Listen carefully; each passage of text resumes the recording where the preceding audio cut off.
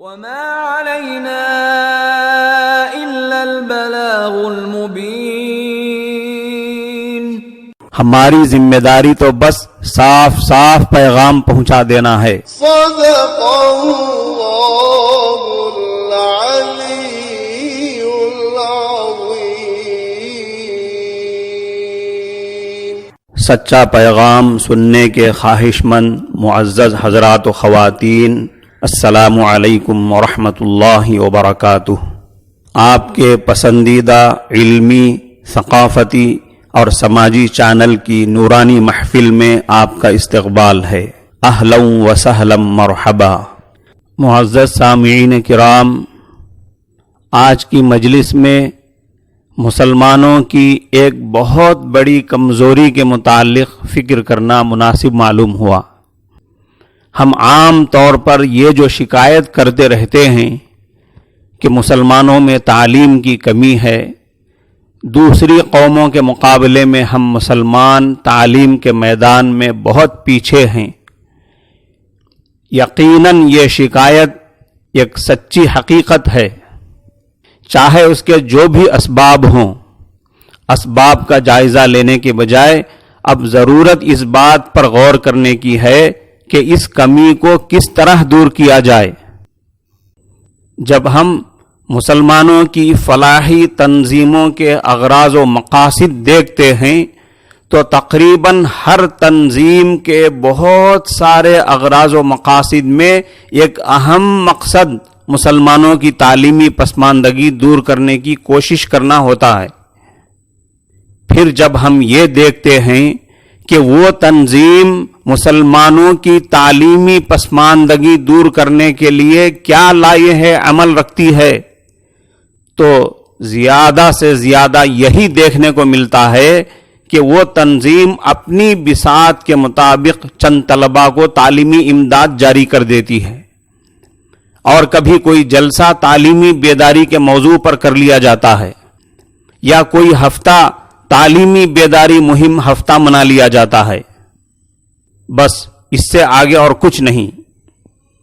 اگر ہم پوری قوم میں تعلیمی بیداری لانا چاہیں اور یہ چاہیں کہ کسی مسلم فیملی کا بچہ اسکول کو چھوڑ کر کام پر نہ جائے، ہر بچہ اسکول کے وقت میں اسکول میں ہی نظر آئے، تو اس مبارک کوشش کے لیے باقاعدہ ایک تنظیم مستقل طور پر یہ بیڑا اٹھائے. وہ تنظیم بس یہی ایک کام کرے گی، کوئی دوسرا پروگرام نہیں کرے گی. اسکولیں قائم کرنا بھی اس کمیٹی کا کام نہیں ہوگا. بے حساب اسکولیں اور اچھی اچھی اسکولیں موجود ہیں.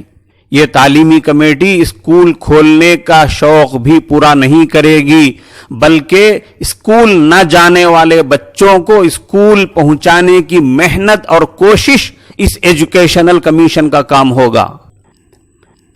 کوئی غیر سرکاری تنظیم، چاہے اس کا نیٹ ورک کتنا ہی بڑا کیوں نہ ہو، کتنا ہی وسیع و عریض پیمانے پر پورے ملک میں پھیلا ہوا کیوں نہ ہو، انسانی زندگی کے تمام شعبوں کے کام انجام دے اور پوری کامیابی کے ساتھ انجام دے، یہ ناممکن ہے. حکومتوں کی طرف سے تعلیم کے مسئلے میں برابر سہولتیں دی جا رہی ہیں. اس کے باوجود مسلم قوم میں تعلیم کا مسئلہ پوری طرح اس لیے حل نہیں ہو رہا ہے کہ ہمارے قائدین اس مسئلے کو اپنا اوڑھنا بچھونا نہیں بنا رہے ہیں، اور ہماری تنظیمیں اس مسئلے میں اسی لیے ناکام ہو رہی ہیں کہ وہ اپنے اغراض و مقاصد میں وہ سارے پروگرام انجام دینا طے کر لیتی ہیں جو کسی گورنمنٹ ہی کا حق ہو سکتا ہے. ہماری یہ تنظیمیں کبھی غریبوں، بیواؤں اور یتیموں کی امداد کرتی نظر آتی ہیں، کبھی سیلاب متاثرین کے درمیان ریلیف تقسیم کرتی ہوئی نظر آتی ہیں، رمضان راشن وصول کرتی اور تقسیم کرتی ہوئی نظر آتی ہیں، اور کہیں اپاہجوں اور معذوروں کے درمیان ان کی ضرورت کی چیزیں تقسیم کرتی ہوئی نظر آتی ہیں، اور کبھی کبھی کسی اسکول میں غریب بچوں کے درمیان نوٹ بکس تقسیم کرتی ہوئی بھی نظر آ جاتی ہیں.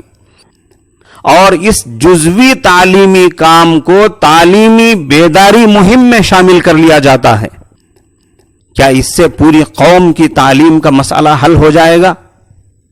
غریبوں، بیواؤں اور یتیموں کی امداد کے مسائل ہوں یا لاک ڈاؤن متاثرین کے درمیان ریلیف تقسیم کے مسائل، یا اپاہجوں، معذوروں کے درمیان ان کی ضرورت کی اشیاء تقسیم کرنے کے مسائل، یہ سب اپنی جگہ بے حد ضروری ہیں، لیکن وہ سارے کام انجام دینے کے لیے دوسری فلاحی تنظیمیں موجود ہیں، وہ سارے کام انجام دیں گی۔ تعلیمی کونسل یا تعلیمی کمیشن صرف تعلیم کے مسائل پر کام کرے۔ لہذا آج ایک ایسی مضبوط تعلیمی تنظیم کی ضرورت ہے جو صرف اور صرف تعلیم کے لیے کام کرے۔ جب ایسی تعلیمی تنظیم وجود میں آئے گی تو پھر اس کی تمام میٹنگوں میں اسی کی فکریں ہوں گی، ہر مجلس میں تعلیم ہی کے موضوع پر گفتگو ہوگی۔ کسی مجلس میں اس پر غور کیا جائے گا کہ بلو پاورٹی لائن کے خاندانوں کے بچے جو اسکول چھوڑ کر کام پر جاتے ہیں اور ان خاندانوں کے لیے اپنے بچوں کو کام پر بھیجے بغیر گھر میں چولہا جلنا مشکل ہے، ان کے لیے کیا کیا جائے۔ کسی میٹنگ میں اس پر فکر ہوگی کہ غریب خاندانوں کے ذہین و فطین بچوں کو اعلیٰ تعلیم کے لیے کیا کیا جائے، کیا انتظام کیا جائے۔ جب اس طرح دن رات تعلیم ہی کے مسئلے پر فکریں ہوں گی تو نئے نئے تجربے سامنے آئیں گے، نئے نئے راستے کھلیں گے، پھر اس کو پورے ملک کی سطح پر کام کرنے والے بھی ملیں گے۔ اس طرح تعلیم کا مسئلہ کسی حد تک حل ہو سکتا ہے۔ دعا کیجئے کہ اللہ تبارک و تعالی اس عظیم ذمہ داری کے تئیں لوگوں کو فکر کرنے اور ایسی تعلیمی تنظیم قائم کرنے کی توفیق عطا فرمائے۔ السلام علیکم ورحمۃ اللہ وبرکاتہ۔